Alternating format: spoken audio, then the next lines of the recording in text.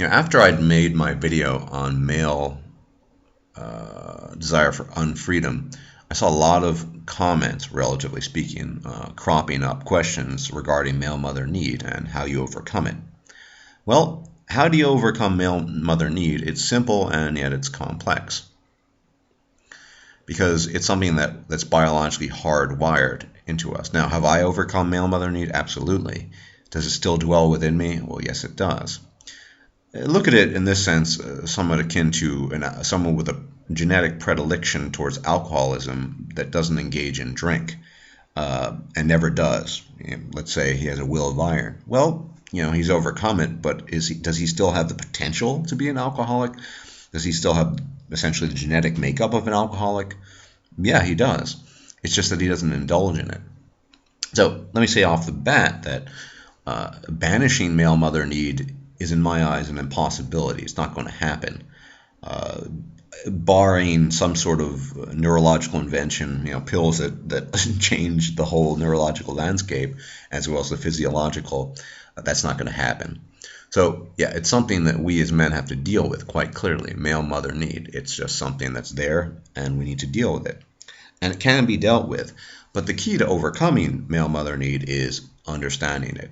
Now, I realize that there are some subscribers of mine, as well as Barbara Elsa's, who happen to be religious. And even though I certainly don't wear my atheism on my sleeve, as I said many times in previous videos, I think it's just a sort of a paltry, uninteresting fact about my being. I also have no qualms about talking about my feelings towards religion in the right context. And in this context, it serves a purpose. Now, look at male mother need in a similar light to religious delusion. I've never suffered from this problem. I've always been someone, and I think I'm just hardwired this way, to accept truth at face value, irrespective of how it makes me feel or the consequences. Whether it makes me feel miserable or happy, none of this has ever mattered to me. I just accept truth. That's just the way I am. But some people struggle with that, and I think this is part of the same problem that people encounter in recovering from religious delusion. Is a similar problem that men encounter in attempting to at least recover or overcome male mother need. Because the analogy isn't too far off. In the religious, say the monotheistic religious worldview, and many others, you have this universe inhabited by at least one being or several, in the case of polytheism, several beings that have some sort of concern for you in your life. They're involved. And detaching yourself and overcoming religious delusion involves you realizing that the universe is not there for you, that it is piteously, utterly indifferent to you. You're part of the universe. You are stardust, as opposed to stardust. A lot of people confuse that. It really irritates me. You're stardust, but so what? The universe itself is indifferent to you. When realizing there is no God or no plurality of gods, that we essentially live in, to the best of our knowledge at the current date of time, an empty universe, barring life on Earth, although that's highly unlikely. Totally different topic. That is difficult for many people to swallow. We didn't evolve to entertain these grandiose thoughts about the billions of stars out there, or the multitudes of galaxies.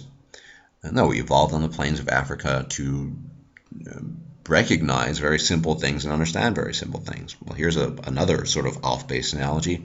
You see a snarling, large, rabid pit bull, most of us, including myself, are going to take a step back in fear, because you don't want to be bitten, you don't want to be mauled.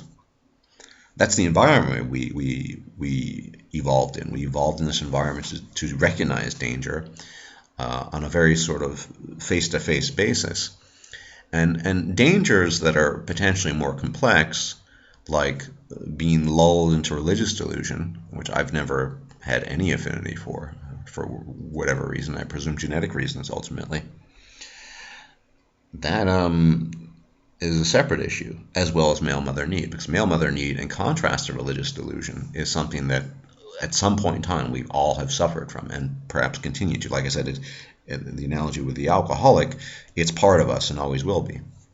How do you overcome it? The same way you overcome religious delusion. You use your mind. you need to be willing, and maybe some of you struggle more with that than others, to accept, just as the universe is indifferent, that there are certain biological realities at play. That, and I've talked about this many, many times, that the human female views the human male principally as a vehicle of impregnation, insemination, and as a provider. It means that he is a tool in her eyes. At best, the human female loves her genetic progeny. So she'll love your children if you have children with her. She'll love the children you have with her, but you are a tool. Now, and people don't love tools. We don't love tools. Tools can be incredibly useful. You might want to keep them around for a very long time, but there's no feeling of love involved in that. So there's nothing wrong in and of itself with having the male mother need feeling. The problem is that it's an impossibility in getting it met. It'll never be met because the human female doesn't perceive you as anything but a tool in this context. You are a means to an end. Will a human female accommodate the male mother need in an effort to help facilitate further facilitate the utility you provide her? Absolutely, it can happen. In fact, it has happened to me in the past. But once again, the analogy is there. Religious people, for example, are consistently recorded as being there's data on this as being happier than atheists. Now, this has nothing to do with whether or not the content of religion is veridical or not. In fact, it's completely irrelevant in that. A crack addict, you can be a happy drunk too. It doesn't mean that the state of your drunken delusion is the most accurate perception of reality if you're looking at the world through the eyes of being a complete sot. So once again, you can have this need temporarily met in an illusory and delusional manner, but I'm telling you that it's not legitimate because that's not how the woman views the man. You are a vehicle, a tool, a means to an end. And understanding that's the key. What you are to her, you can understand your need in relation to her. As I said, there's nothing wrong with having male mother need. We all have it to varying degrees. Just as there's nothing wrong with having a strong genetic inclination towards being an alcoholic. There's absolutely nothing wrong with that, really. The problem arises if you indulge, say, as a genetically inclined potential alcoholic in alcoholic consumption, that might have implications on your life, negative consequences, just as indulging excessively, or really to any extent, in the male mother need will have similar consequences because it can get you into all kinds of pickles. Be it in the simple quote-unquote relationship arena or proper marriage, where you have the state involved, and gods know how often we've talked about this, but as you know, that is where ultimately male mother need leads.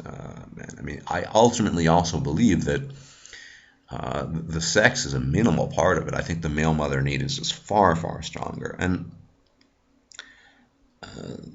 it might be due, well, obviously it's due to biological wiring, but I think it's a confluence of factors, social factors. Men, we don't receive a lot of attention. I said once, many moons ago, that as men, we're there to be alone. And in my most recent video, that's what we do as men. We're alone. We have no Borg consensus. We have no sisterhood. There is no such thing as a brotherhood, unless we choose to create individual kinship and brotherhood between individual males. But there's no such thing as an automatic brotherhood amongst men. And I think this exacerbates this already present male mother need in the human male. But just as your desire for comfort and your desire for happiness or feeling good in an utterly, piteously indifferent universe is not in of itself illegitimate, and your desire so too is your desire, as your male mother need, not illegitimate either. It's just the dangers that are involved in attempting to sate that desire, just as the potential alcoholic desires to sate his desire for alcoholism. It's the consequences of indulging in that, and it's very easy to overcome if you are wired such or have the ability to process the relationship between the man and the woman has been talked about many times, that you are a vehicle, a tool. Maybe I'm a dictator. Maybe you're content simply